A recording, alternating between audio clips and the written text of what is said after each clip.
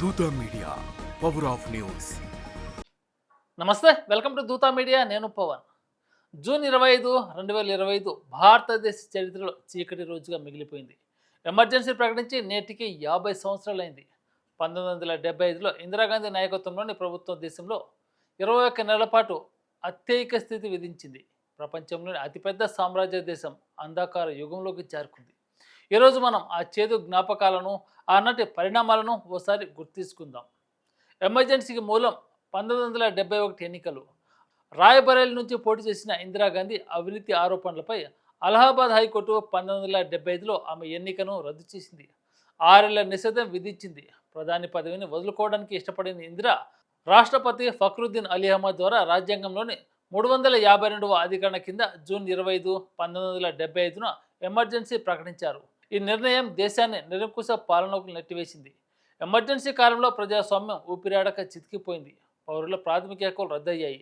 పత్రికా స్వేచ్ఛ గొంతు నొక్కబడింది. వార్తాపత్రికల సంపాదకీయాలు ఖాళీగా మిగిలాయి. ప్రభుత్వ వ్యతిరేక విమర్శలు నిషేధించబడ్డాయి. జయప్రకాష్ నారాయణ, మొరార్జీ దేశాయ్, అటల్ బిహారీ వాజ్పేయి, ఎల్కే అద్వానీ వంటి నాయకులు జైలు పాలయ్యారు. 1,10,806 మంది అకారణంగా అరెస్ట్ అయ్యారు. సుమారు 1000 మంది నిరసనలో కస్టడీలో మరణించారు. ఇందిరా తనయుడు సంజయ్ గాంధీ నిర్బంధ కుటుంబ నియంత్రణ కార్యక్రమం చేపట్టారు. 1976లో లక్షలాది మందిని బలవంతంగా ఆపరేషన్లకు గురి చేశారు. కొందరు ప్రాణాలు కోల్పోయారు.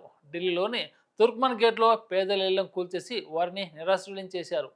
74 ఏళ్ల మెహరూనిసా తన భర్తను కాల్చడం, ఇల్లు కూల్చివేయడం గుర్తు చేసుకుంటూ కన్నీటితో వాపోయింది. ఈ ఆకృత్యాలు దేశవ్యాప్తంగా భయాందోళన రేకెత్తించాయి. ఎమర్జెన్సీలో న్యాయ వ్యవస్థ కూడా సంక్షోభంలో నెట్టబడింది. ఏడీఎం జబల్పూర్ వాసి శివకాంత్ శుక్లా కేసులో సుప్రీంకోర్టు 4:1 తీర్పుతో పౌరులకు హెబియస్ కార్పస్ హక్కు లేదని ప్రకటించింది.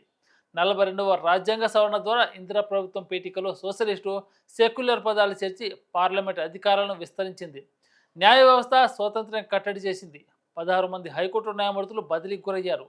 ఎమర్జెన్సీ ఆర్థికంగా దేశాన్ని అతలాకుతలం చేసింది. ద్రవ్యోల్బణం 29%, ధాన్యం ఉత్పత్తి 9.5% పడిపోయింది.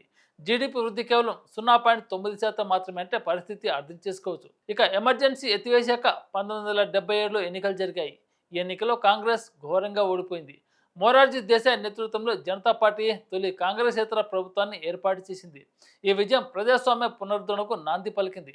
ప్రధాని నరేంద్ర మోదీ ఈ రోజును సంవిధాన్ హత్యా దివస్గా గుర్తు చేస్తూ ఎమర్జెన్సీ చీకటి రోజుల్లో మర్చిపోవాలని పిలుపునిచ్చారు.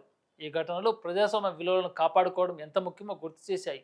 రాజ్యాంగాన్ని, పౌర హక్కులను గౌరవిస్తూ వికసిత భారత్ లక్ష్యం కోసం మనమందరం కలిసి పనిచేద్దాం. హాయ్, నేను మీ RP Patnaik. Please subscribe to Dootha media.